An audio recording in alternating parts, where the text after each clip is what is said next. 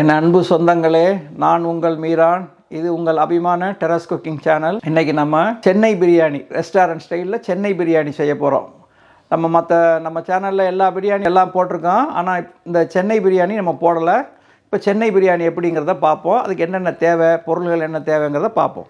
1 kilo basmati அரிசி 2 தண்ணியில் கழுவிட்டு தண்ணி ஊற்றி 3வது தண்ணி ஊற்றி ஊற வச்சுருக்கிறோம். கறி, ஆட்டுக்கறி 1 கிலோ மஞ்சள் உப்பில் போட்டு அலசி மஞ்சள் போட்டு வச்சுருக்கோம். சுத்தமாக கழுவி வச்சுருக்கிறோம். அடுத்து பட்டை, லவங்கம், ஏலக்காய், கிராம்பு, ஸ்டார் பூ இது போட்டுருவோம். என்ன அளவுங்கிறத நம்ம பின்னாடி சொல்லலாம்.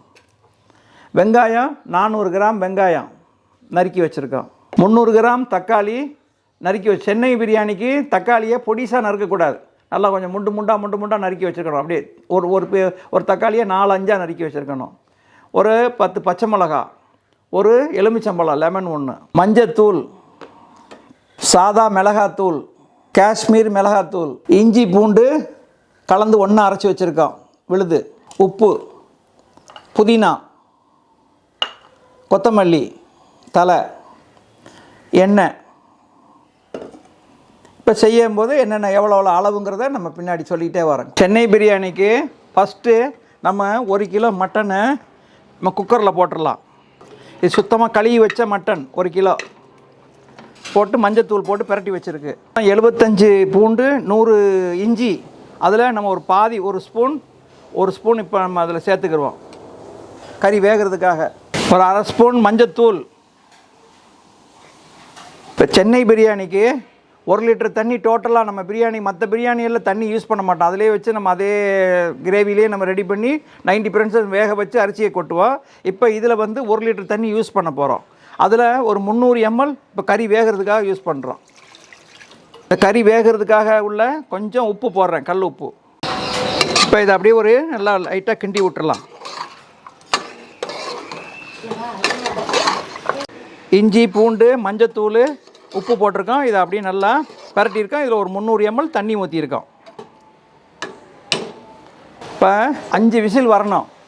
அதனால் குக்கர் மூடி போட்டு விசில் வச்சுருக்கேன். 5 விசில் வர வரைக்கும் வேகட்டும். ஹை ஸ்பீடில் ஒரு 5 நிமிஷம், ஸ்லோ ஸ்பீடில் 15 நிமிஷம், ஒரு 6 விசில் அப்படியே வரட்டும். அப்படியே மெதுவாக வேகட்டும். ஹை ஸ்பீடில் வச்சு ஒரு விசில் வச்சோம்.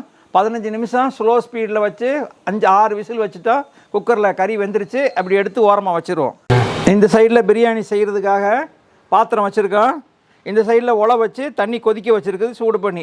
ஒரு கிலோ அரிசிக்கு 4 லிட்டர் தண்ணி ஊட்டியிருக்கோம். மேலே அந்த சூடாகுது. பாத்திரம் காஞ்சிருச்சு. பிரியாணி பாத்திரம். ஒரு 200 ml எண்ணெய் ஊற்றுவோம். எண்ணெய் காஞ்சிருச்சு. ஒரு சின்ன துண்டு பட்டை, 2 சின்ன துண்டு, 2 அன்னாசி பூ, ஒரு 7-8 கிராம்பு, ஒரு 5-6 ஏலக்காய் போட்டோம். இதுக்கு ரொம்ப பைசி இந்த மசாலா ஜாஸ்தி கொடுக்கக்கூடாது. பிரிஞ்சி இலை சும்மா கொஞ்சம், ஜாதி பத்திரி, ஒரு சின்ன பூ, மராத்தி மொக்கு, 400 வெங்காயம் போடுறோம். வெங்காயம் நல்லா கோல்டன் ப்ரௌன் ஆகிற வரைக்கும் நம்ம அப்படியே விட்டுருவோம், வேகட்டும். காஷ்மீர் மிளகாத்தூள் 2 ஸ்பூன், அதாவது 15 கிராம் அளவுக்கு போடுறோம் இந்த எண்ணெயிலேயே. அப்போ தான் அது கலர் கொடுத்து நல்லா சிவப்பு கலராக வரும். நம்ம மேல் கொண்டு கலர் எதுவும் போட தேவையில்லை. 100 பூண்டு, 100 இஞ்சி, 75 பூண்டு போட்டோம். அதில் பாதி கறிக்கு போட்டோம், குக்கரில் போட்டோம். மீதி அதே மாதிரி 3 ஸ்பூன் இதில் போடுவோம்.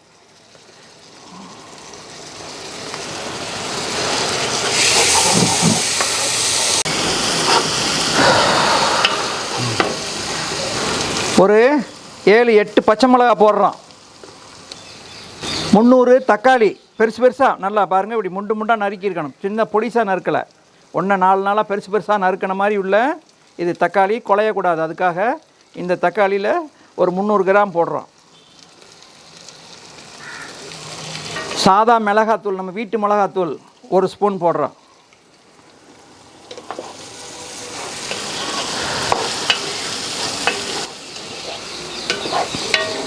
மல்லித்தலை ஒரு கைப்பிடி,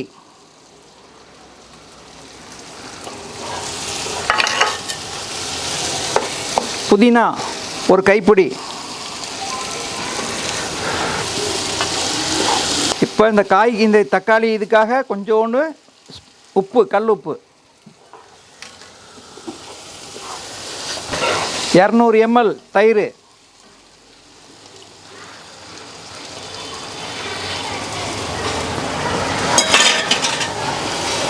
குக்கரில் நம்ம வேக வச்சோம்ல கறி, அந்த தண்ணி ஒரு 300 ஊற்றிருந்தோம் தண்ணி, அந்த தண்ணியோடு சேர்த்து இதில் ஊற்றுறோம்.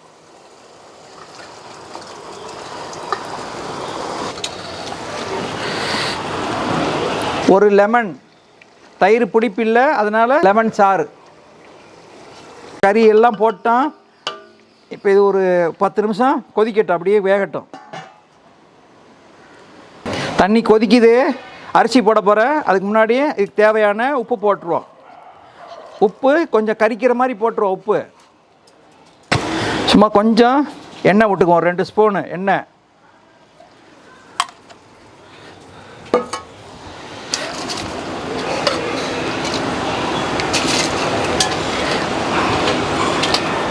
ஏற்கனவே இந்த சாப்பாடில் நம்ம 300 தண்ணி ஊற்றி குக்கரில் வேக வச்சு அந்த தண்ணியோடு சேர்த்து ஊற்றியிருக்கோம். இப்போ மேல் கொண்டு 700 ml இந்த கொதிக்கிற தண்ணி, அரிசி கொதிச்சுக்கிட்டுக்குள்ள அந்த தண்ணியை ஊற்றுறோம், சுடு தண்ணி.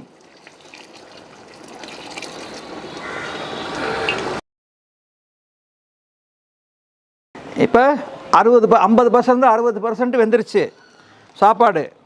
70-80% பேரில் இந்த சாப்பாடுடைய முனை ரெண்டும் நல்லா கூறு நல்லா பதமாக வந்திருக்கு, அரிசியாக இருக்குது. ஒரு 50% 60% வெந்திருக்கு. இப்போ நம்ம அரிச்சு சாப்பாடில் தட்டிடலாம். நம்ம சாப்பாடு வடித்த சாப்பாடை இதில் தட்ட போகிறோம். அதனால் ஒரு வாட்டி கிண்டிடுங்க. சாப்பாடு அரிசியும் சூடாக இருக்குது, வடித்த ரைஸும் சூடாக இருக்குது, கீழையும் சூடாக இருக்குது. இந்த சென்னை பிரியாணிக்கு தண்ணி இந்த சாப்பாடு லெவலில் இருக்கணும், லேசாக இருக்கணும் கொஞ்சம். அதுக்காக கொஞ்சம் ஊற்றிக்கிற குறையுது. நம்ம சாப்பாடு வடித்தோம்ல அந்த தண்ணி. இப்போ கீழே ஒரு தோசை தவா வச்சுருக்கோம், பழைய தோசை தவா வச்சுருக்கோம். அதுக்கு மேலே இந்த சட்டி வச்சாச்சு, வச்சு மூடிட்டோம். மூடி 5 நிமிஷம் ஃப்ளேமை ஹையில் வச்சுருக்கோம். 15 நிமிஷம் ஸ்லோ ஃப்ளேம்லேயே அப்படியே குக் ஆகட்டும். அந்த 15 நிமிஷம் முடிஞ்சதுக்கு அப்புறமா ஒரு 10 நிமிஷம் மூடி திறக்கக்கூடாது, அப்படியே ரெஸ்ட் டைம் கொடுத்துட்டு அதுக்கப்புறமா மூடியை திறப்போம். சைடில் ஆவி வருது. இப்போ நமக்கு தீ ஹை ஸ்பீடில் வச்சுருந்தோம், இப்போ நம்ம சிம்முக்கு மாற்றிடுறோம். ஃபுல் சிம்மில் கொடுத்துட்டோம். இப்போ அப்படியே 15 நிமிஷம் சிம்மிலேயே தம்மாகட்டும். இப்போ 15 நிமிஷம் ஸ்லோ ஃப்ளேமில் இருந்துச்சு, 10 நிமிஷம் ரெஸ்ட் கொடுத்துருந்தோம். இப்போ நம்ம ஓப்பன் பண்ணியிருக்கோம், பாருங்கள்.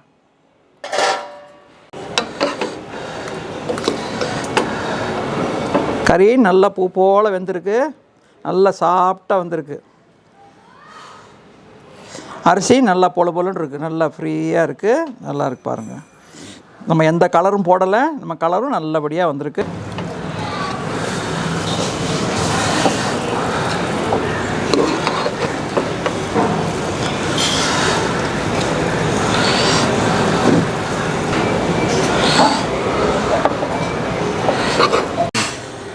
சூடான அருமையான சுவையான சென்னை பிரியாணி ரெடி ஆயிடுச்சு. சாப்பிட்டு பாருங்கள், எப்படி இருக்குன்னு சாப்பிட்டுட்டு கமெண்ட்ஸில் சொல்லுங்கள். லைக் பண்ணுங்கள், ஷேர் பண்ணுங்கள், சப்ஸ்கிரைப் பண்ணுங்கள்.